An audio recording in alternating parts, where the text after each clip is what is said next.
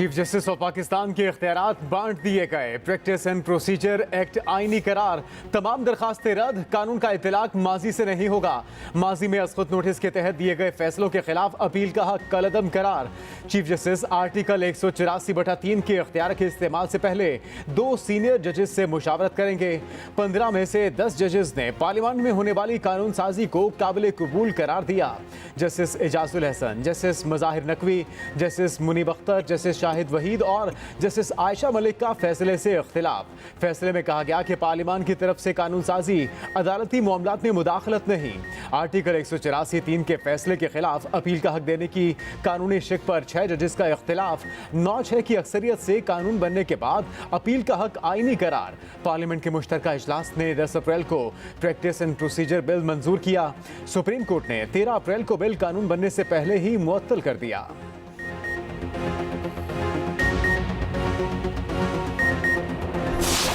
इदारों को ना लड़ाएं, मैं तो कहूंगा जियो और जीने दो।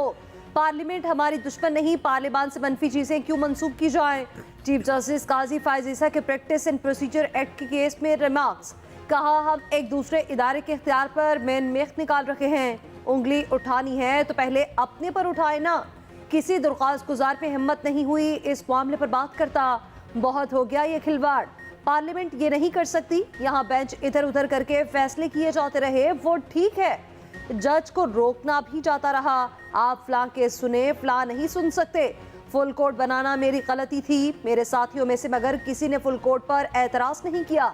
अटॉर्नी जनरल ने कहा कि प्रैक्टिस एंड प्रोसीजर अदलिया की आज़ादी के खिलाफ नहीं। आइन का कोई आर्टिकल पार्लियामान से कानून साजी का इख्तियार वापस नहीं लेता।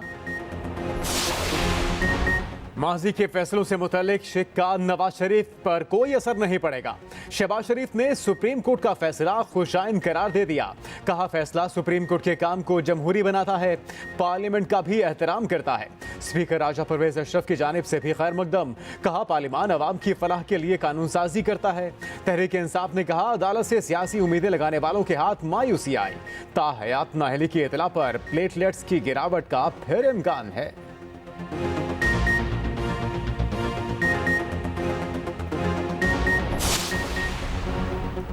साइफर केस में फर्द जुर्म का हुक्म चेयरमैन पीटीआई ने इस्लामाबाद हाई कोर्ट में चैलेंज कर दिया। अक्टूबर के ऑफिशियल सीक्रेट एक्ट खुसूसी अदालत के फैसले को कलअदम करार देने के इस्तदा दरखास्त में लिखा। जेल समाअत के खिलाफ हाई कोर्ट के फैसले का भी ट्रायल कोर्ट ने इंतजार नहीं किया।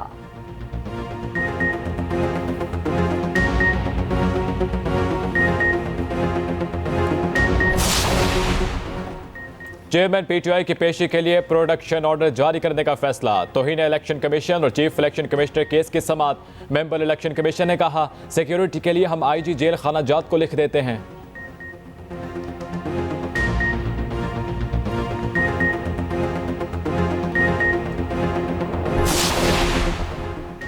लाल हवेली डीसील करने की दरखास्त बाकायदा समाअत के लिए मंजूर। अदालत ने महकमा औकाफ को कब्जा करने से रोक दिया।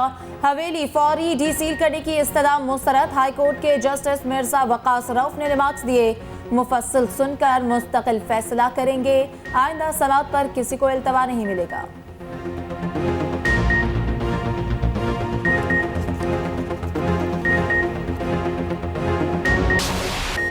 खुद साख्ता जिलावतनी खातून नवाज शरीफ की वतन वापसी का सफर शुरू। लंदन से जद्दा रवाना।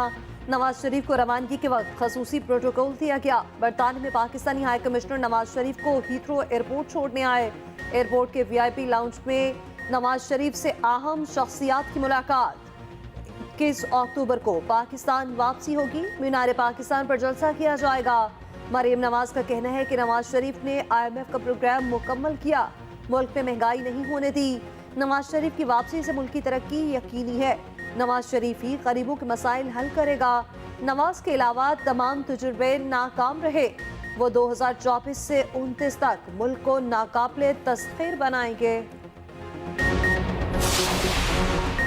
नवाज शरीफ के हवाले से कानूनी तकाजे पूरे करेंगे। निगरान वजीर आजम अनवारुल हक काकड़ का कहना है, साइफर का फैसला अदालत ने करना है। साइफर रियासत की मलकियत होता है। साइफर को किसी मकसद के लिए इस्तेमाल करना जुर्म है। 9 मई मुकदमात कानूनी अमल है। सियासी जमातों को अपने अंदर भी जमहूरियत लाना होगी। तमाम सियासी जमातों को इलेक्शन में हिस्सा लेने का हक हासिल है। मुल्क को माशी चैलेंजेस दरपेश हैं। करेंसी स्मगलिंग की रोकथाम के लिए इकदाम किए।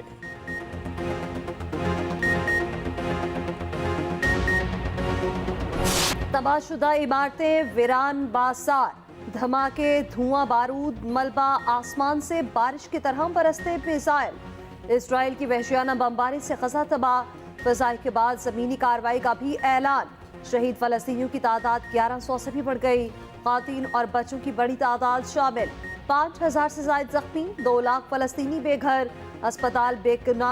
अस्पताल पनाहगजीन कैंपों में बदल गए। इजरायली अफवाज रिहायशी इमारतों और स्कूल्स को चुन चुन कर निशाना बनाने लगी। फलस्तीनी बिजली, पानी और खुराक से महरूम। गजा पट्टी पर ताज़ा बमबारी के नतीजे में 23 फलस्तीनी शहीद कर दिए गए। अल-क़िसाम के कमांडर अलजीफ के घर पर भी वहशियाना बमबारी। 60 साल भाई, खातून और 2.5 साल बच्चे समेत 4 शहीद। रिहायशी इमारत एक नहीं दर्जनों मिसाइल दागे गए। अल-क़िसाम ब्रिगेड।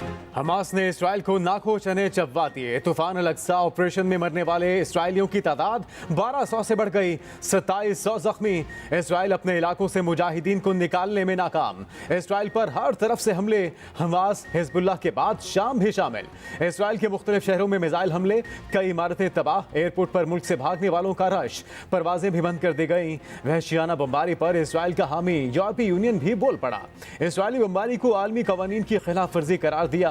अक़वाम मुत्तहिदा का फरीकैन से मिल बैठकर निमटने पर जोर। इसराइली वज़ीर आज़म ने आलमी ताकतों के मुतालबे को रद्द कर दिया। गजा को मलिया मेट करने का ऐलान। हमास के सरबराह इस्माइल हनिया ने कहा, यह जंग यरूशलेम तक जाएगी, अपनी सरजमीन से काबज़ीन के खात्मे तक जारी रहेगी।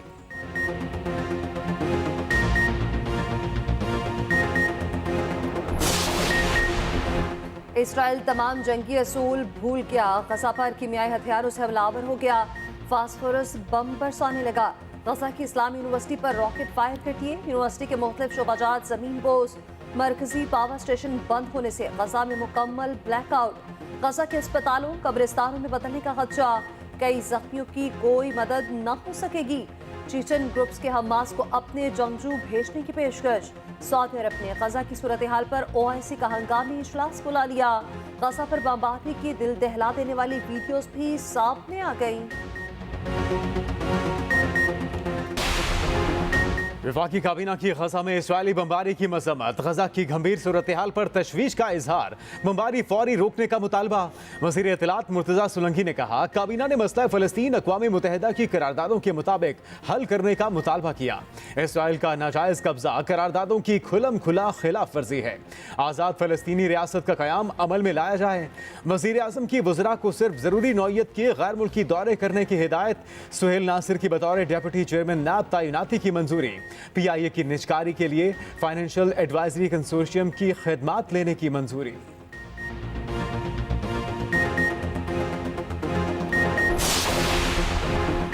चेयरमैन PCB मैनेजमेंट कमेटी ज़कात अशरफ आज भारत जाएंगे। 14 अक्टूबर को पाक भारत मैच स्टेडियम में देखेंगे। ज़कात अशरफ का सेक्रेटरी BCCI जयशाह से रब्ता। जयशाह ने ज़कात अशरफ के दौरे भारत को खुशाइन करार दे दिया। कहा, भारत में ज़कात अशरफ को शानदार इस्तकबाल किया जाएगा।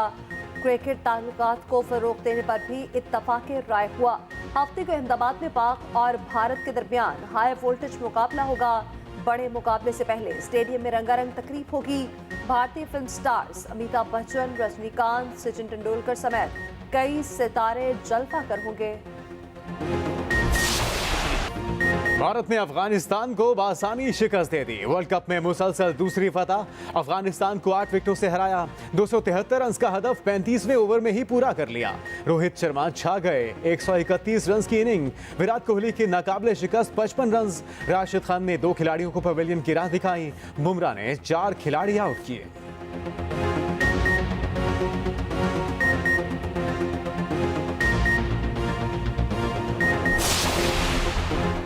लीग और JQI में मामलात सेट। इत्तेहाद बरकरार रखने पर इत्तफाक। शहबाज शरीफ से मौलाना फजल रहमान की मुलाकात, दोनों ने इत्तेफाक किया कि मुल्क को बहरानों से मुत्तहिद होकर निकाला जा सकता है। शहबाज शरीफ ने कहा कि मुल्क को दिवालिया होने से बचाने में आपने भरपूर किरदार अदा किया। तमाम जमातों ने 16 माह सियासत नहीं, सिर्फ रियासत बचाने का सोचा। नवाज शरीफ का वतन वापसी के बाद सियासी जमहूरी निज़ाम मजबूत होगा। मौलाना फजल रहमान बोले, सच बेनकाब हो चुका। नवाज शरीफ को सियासी इंतकाम का निशाना बनाया गया, उनके खानदान को नाहक सताया गया। ये तारीख का स्याह और अफसोसनाक बाब रहेगा। रहनुमाओं को नाहक चोर डाकू कहना सियासी इंजीनियरिंग का खेल था। इंतखाबी ज़ाब्ता इखलाक में तरमीम, सियासी जमातों ने तजावीज़ दे दी।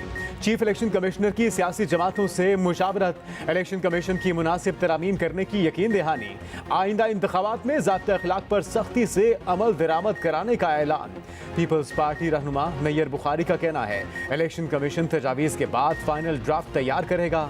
यकीन दहानी कराई गई कि इलेक्शन शफाफ होंगे। उधर इलेक्शन कमीशन का चीफ सेक्रेटरी बलूचिस्तान की तैनाती, अफसरों के तबादले के अहकामात मरासले में कहा गया कि निगरान हुकूमत आने के बाद जिनके तबादले नहीं हुए उन्हें फौरी तौर पर तब्दील किया जाए।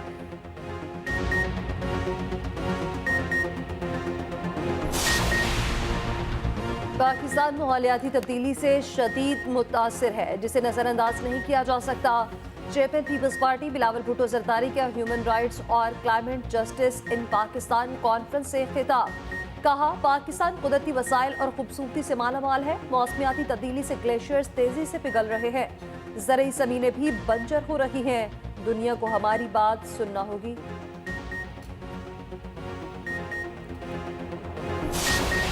जमाते इस्लामी जुम्मे को फलस्तीनियों से इजहार यकजहती करेगी, मुल्क के मुजाहिरों का ऐलान। सिराजुल हक ने कहा, इतवार को कराची में फलस्तीन मार्च होगा। 17 अक्टूबर को फलस्तीन कौमी कॉन्फ्रेंस का इनेकाद होगा। हुक्मरान खुलकर फलस्तीनियों की हिमायत में आगे आए। सिराजुल हक की अब्दुल अलीम खान से भी मुलाकात, मौजूदा सियासी सूरत हाल पर तबादला ख्याल।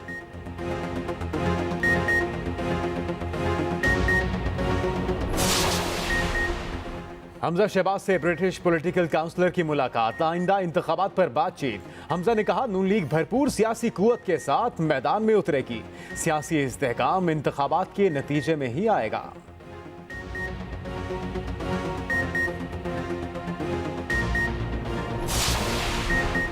पीआईए की निजकारी जल्द, स्टील मिल्स और पावर कंपनीज की निजकारी मौखर। वफाकी हुकूमत का पीआईए की निजकारी का ऐलान, एयरलाइंस को फरोख्त करने से पहले उसे कर्ज से पाक किया जाएगा। वफाकी वजीर फवाद हसन फवाद ने कहा कि पीआईए को कोई बैंक कर्जा नहीं दे रहा।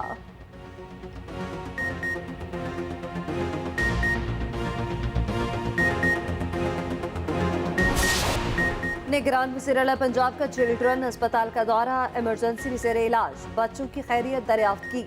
बंद पड़े एसी को फौरी चलाने की हिदायत, कहा इमरजेंसी में बेड्स की तादाद में इजाफा जरूरी है। अपग्रेडेशन के लिए 52 करोड़ रुपए मुख्तस।